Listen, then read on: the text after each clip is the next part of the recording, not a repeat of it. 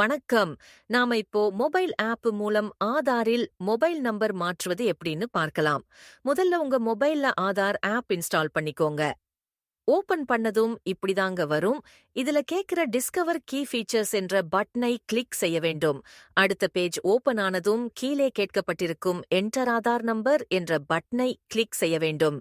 அடுத்து I am ready with my Aadhaar பட்டனை click செய்த பிறகு உங்கள் ஆதார் நம்பரை ரெஜிஸ்டர் செய்யக்கூடிய பேஜ் வரும்.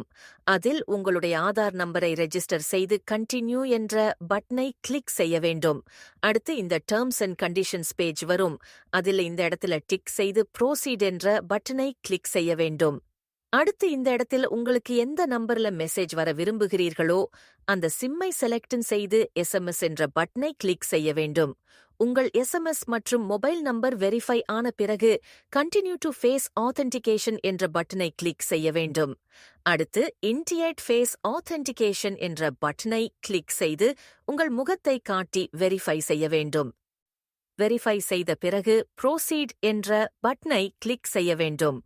அடுத்து உங்கள் பாஸ்வேர்ட் ரெஜிஸ்டர் செய்ய உங்களுக்கு தேவையான ஒரு 6 டிஜிட் நம்பரை இதில் பதிவிட வேண்டும்.